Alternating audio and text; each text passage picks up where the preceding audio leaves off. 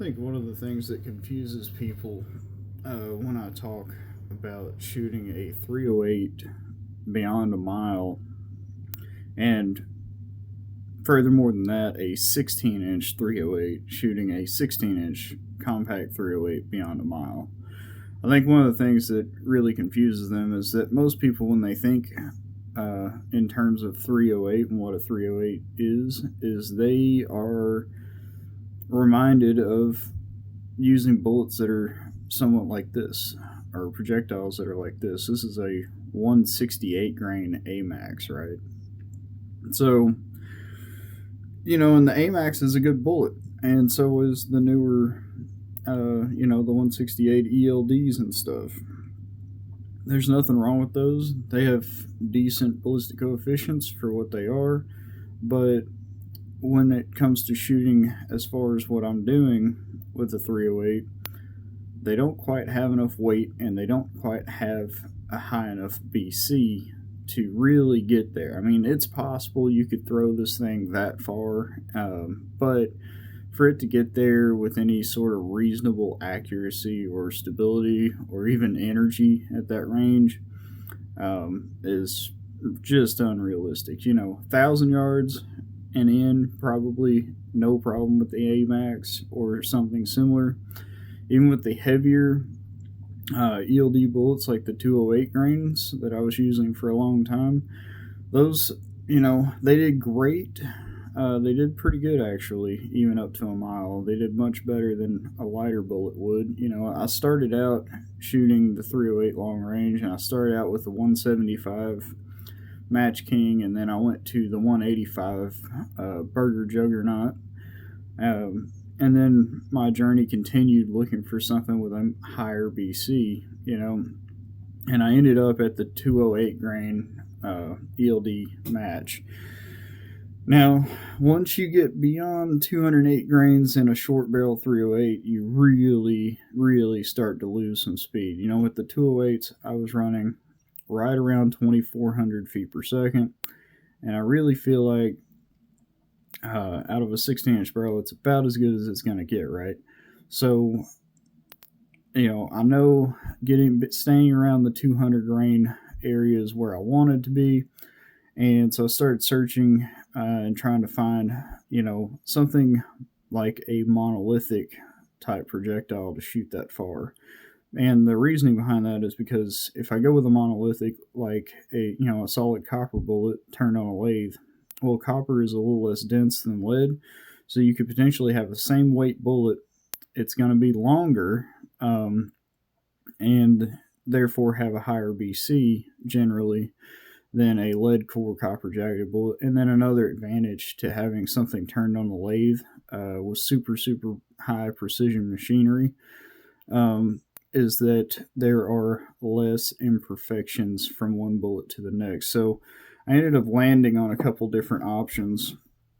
My favorite is this guy right here, and this is a 198 grain Warner Tool Company flatline. And as you can tell, you can look at it and tell that it's very, very, very well machined.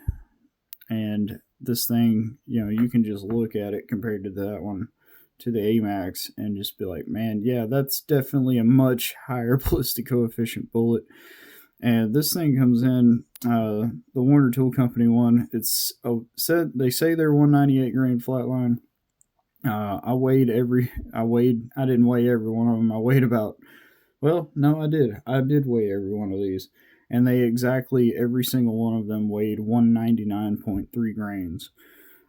Whereas most of my Hornady bullets, like with the 208 grain ELDs, I've weighed those, and in a box of 100, they can vary as much as half a grain from one bullet to the next, depending on the lot, and sometimes more than half a grain from one bullet to the next, which in the grand scheme of things is not that big of a deal, but there is some variance there. Now, I also have another one of these, and you can tell that the copper they're using is a little different, but this guy here is the Patriot Valley Arms Seneca, And you can kind of tell, you can tell just if you got a close eye and stuff, that the machining quality of the Patriot Valley Arms versus the Warner Tool Company Flatline is just not as good. The finish on it's not as good. The point or the tip of the bullet, you can see, is machined off flat, and it's not as sharp, and you can actually tell that it's not really machined off quite straight. But that's just the way it is. Anyway, it is also a 198 grain. So what I've been doing is I've been interested in testing the 198 grain Patriot Valley Arms against the 198 grain Flatline, just to kind of see if the difference in machining quality actually really matters. Now, I will put this out here that the Patriot Valley Arms 198 grain Seneca is a little shorter than the 198 grain Flatline.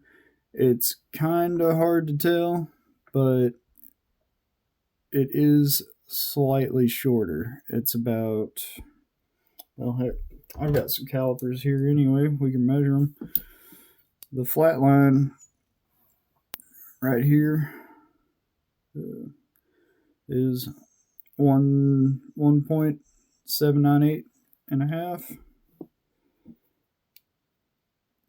and the Seneca is 762. So there is a little bit of a difference in length there. And even though the Patriot Valley Arms advertises their ballistic coefficient higher than what Warner Tool Company advertises theirs for almost the same bullet, they're not identical. I had one guy try to tell me that that Warner Tool Company bought their bullets from the same place that Patriot Valley Arms gets theirs, and they're made in the same machine shop and made identically, but clearly they are not. I bought a box of each, and they come packaging way better, way different. So the Patriot or the Warner Tool Company ones come in a package. They're all individually stuck down in a foam block and very protected from one another for shipping purposes. And the PVA ones were just all willy-nilly thrown in a bag with a little bit of oil and then stuffed in a box. And so that's where you get some of these imperfections on here from shipping of them, grinding against each other in the shipping process. So, but again, when it comes to shooting extreme range with a rifle that you wouldn't normally use for that, I mean, you can do it, but you're going to have to seek out components like this. You're going to pay big money for components to get it to go that far. And so far, I've had some pretty good success with these at that range, and especially like consistently getting there is a big thing. But I just kind of wanted to go over that a little bit because, when you think 308 and you're thinking 168 grain AMAX or something, or you're thinking like a 175 Sierra Match King, and then you're trying to think to yourself about pushing that over a mile, you're right. That would be a pretty far-fetched idea. I mean, it could get there with enough elevation, enough,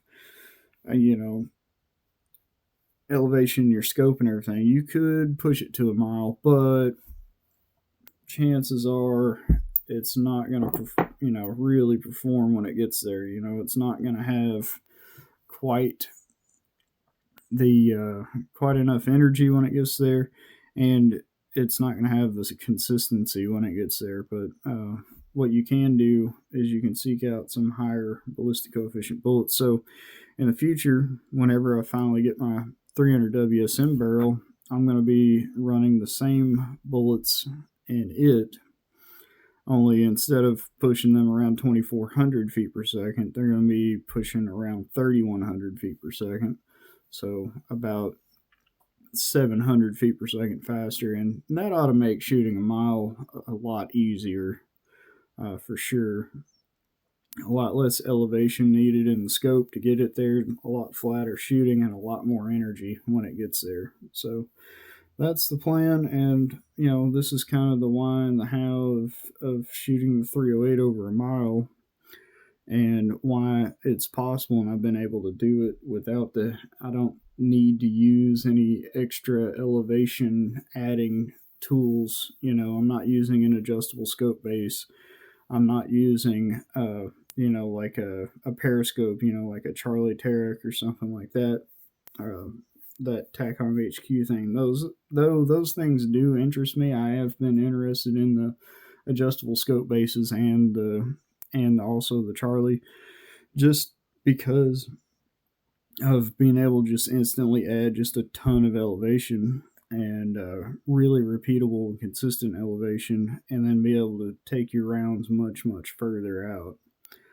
Because some of these guys are shooting way out there. So yeah, uh, that's about all I'm gonna say for today. I am working on some brass prep and getting ready to load these guys back up for going out to a mile. I think this weekend I'm just going to do a little bit of testing, maybe some seating depth testing, something I don't normally do.